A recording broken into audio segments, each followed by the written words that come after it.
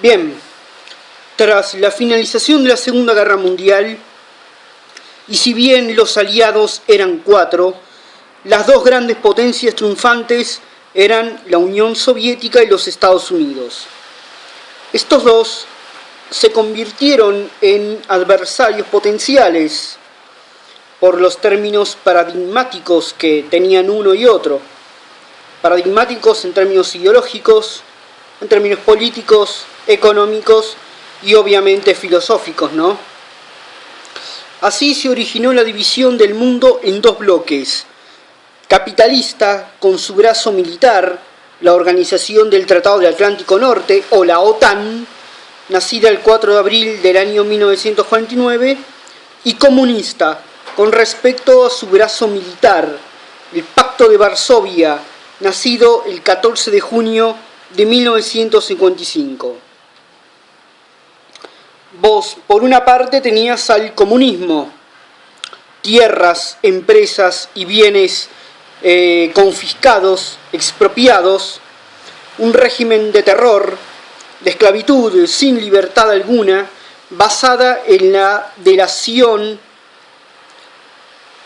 Este tipo de modelo se cernía sobre el mundo como una posibilidad real, sobre el mundo occidental, mucho más allá de las distópicas advertencias orwellianas, donde paradójicamente el gobierno surgido de la Revolución Rusa, en los finales de la década de 1910, finales de la Primera Guerra Mundial, no necesitó ni del terror ni de una dictadura para expropiar los hijos e institucionalizarles el comunismo.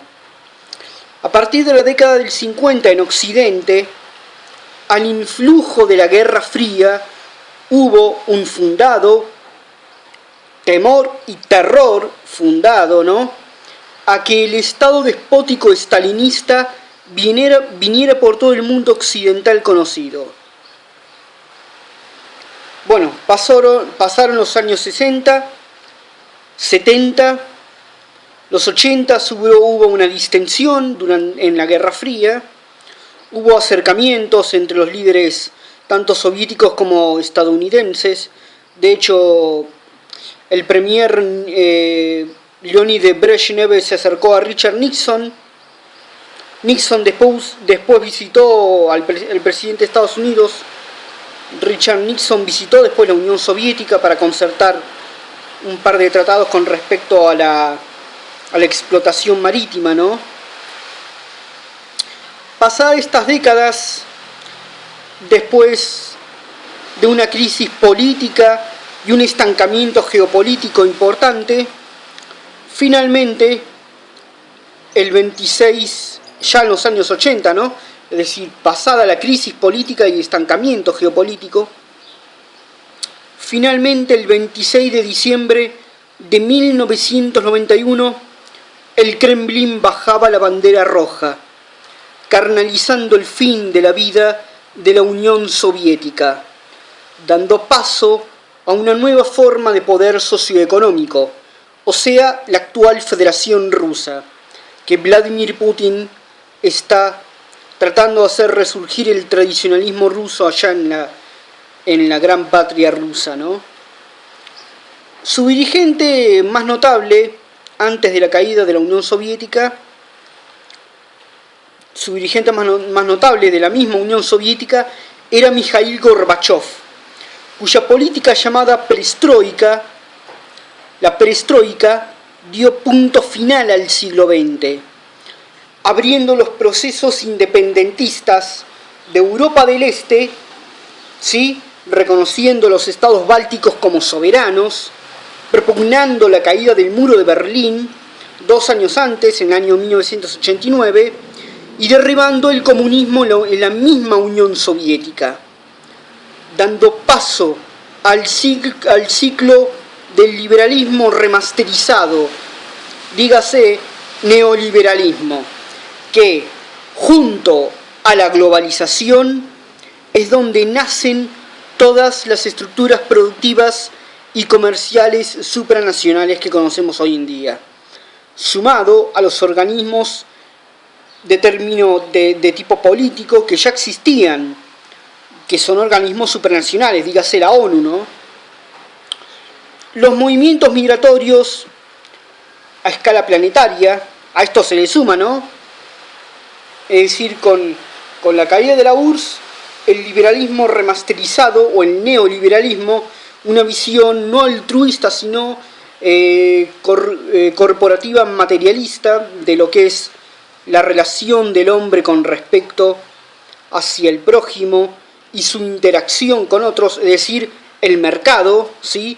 Porque el mercado es un conjunto de interacciones, pero una cosa es como lo piensa el liberalismo, otra cosa es como lo piensa el neoliberalismo, que nació después de la caída de la Unión Soviética. Por lo menos se hizo pragmática en términos políticos. Acá es donde nacen todas las estructuras comerciales supranacionales que tenemos hoy en día, ¿sí? Se le suma movimientos migratorios de escala planetaria, el establecimiento de bloques multilaterales de naciones y la toma de control por parte de la tecnología electrónica en casi todos los aspectos de la vida occidental, ¿sí? Es decir, había nacido un nuevo imperialismo. Esto es importante, porque esto lo quiero recalcar. A ver si se entiende, o entiéndase algo. Hay una enorme cantidad de imperios que han existido, de imperios, dígase, en la cuestión más extendida de la relación política, de la relación de estructuras sociales, de la relación territorial, ¿no? Hay una enorme cantidad de imperios que han existido a lo largo del mundo. El imperialismo del mundo greco-occidental, ya que no es el mismo imperialismo espartano-ateniense, en el mundo greco-occidental, donde el que dio inicio al imperialismo espartano-ateniense, la caída de este imperio dio nacimiento en la Italia todavía de los etruscos a lo que sería el mundo romano. El imperio romano iba a ser un tipo de imperialismo distinto al espartano-ateniense, ¿sí? De hecho, el espartano-ateniense fue básicamente una sociedad marítima, comercial y expansiva, mientras que Roma era más territorialista. Roma tuvo varios regímenes a lo largo de toda la historia romana. Comenzó con una monarquía y terminó con un imperio. En el medio había una república. En vez de Roma y Esparta y Atenas había una dualidad entre la democracia ateniense y la aristocracia espartana. Pero este imperio no es el mismo que el imperio, por ejemplo, el imperio romano, ¿no? No fue lo mismo que el imperio español colonial, de los cuales su descendencia somos nosotros.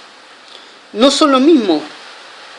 El imperio romano tuvo las características iniciales en términos de estructura jurídica que después va a tomar, tras la era del feudalismo, va a tomar la España católica, ¿no?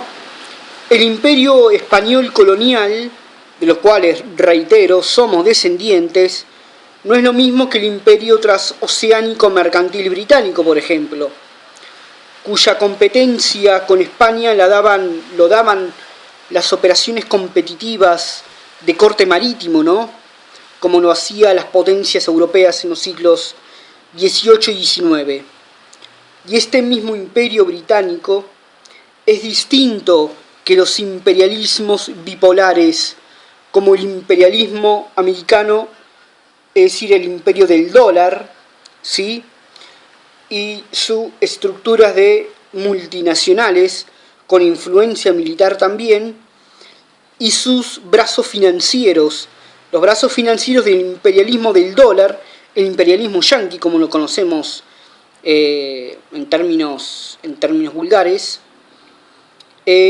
lo componían las firmas multinacionales, Pero coexistía el otro imperialismo, que era el imperialismo militarista transnacional soviético, cuyo ejercicio necesariamente era un ejercicio impuesto por la fuerza. Mientras el imperialismo del dólar te saqueaba por la explotación económica, el imperialismo militarista transnacional de la Unión Soviética te imponía su régimen político, el saqueo económico y la estandarización social por medio de la fuerza militar. Ahora bien, miremos esto. El imperialismo hoy por hoy es el mundo. El imperialismo es el mundo globalista financiero, que es el que tiene el dominio político del mundo, ¿sí? También tiene un control económico, pero básicamente un dominio político. El globalismo financiero está conducido en primer término por el capital financiero, ¿sí? Que tiene el dominio coaligado del dinero. Bueno, yo algo ya había repetido, ¿no? Y las estructuras supranacionales por el otro. Esto es a partir de la caída de la Unión Soviética tirando de los años 90 para acá, ¿no? ¿Qué rol ocupa Estados Unidos en esta nueva etapa de imperialismo, donde está el capital financiero y la Organización de las Naciones Unidas, la Organización Mundial de Comercio, la Organización Mundial de la Salud, cuanto ONG vos quieras con influencia en términos económicos? Bueno, ¿cuál es el lugar de Estados Unidos? Miren, si Estados Unidos está conducido por una plutocracia bipartidista socialdemócrata, bueno, eso ya lo sabemos, ¿no? Si está conducido por esta plutocracia bipartidista del lado de izquierda, es decir, el Partido Demócrata, o de derecha, es decir, el Partido Republicano, en todo caso, Estados Unidos posee sobre todo en los años 90, ¿no? Una potestad de Estado gendarme. Pero Estado gendarme del mismo imperio mundial. Pero esto era a principios de los años 2000, ya que la OTAN o la misma China pueden crear conflictos hoy por hoy. China, sobre todo, puede crear conflictos regionales. Tiene la capacidad para poder hacerlo. El punto es que en este marco de imperialismo que vivimos hoy en día, para nosotros, para nuestra propia seguridad y para nuestro propio vivir, tenemos que éticamente apoyar a los outsiders de la política, en todas partes del mundo. Es posible así, en todo caso, tener algún margen donde los movimientos nacionalistas, conservadores, puedan tener una posibilidad o una chance, apoyando a los outsiders y tratando de formar un movimiento, es decir, de crear un movimiento de sostén, de frenar algo de la política cultural de los globalistas, que es lo que hoy por hoy está en juego.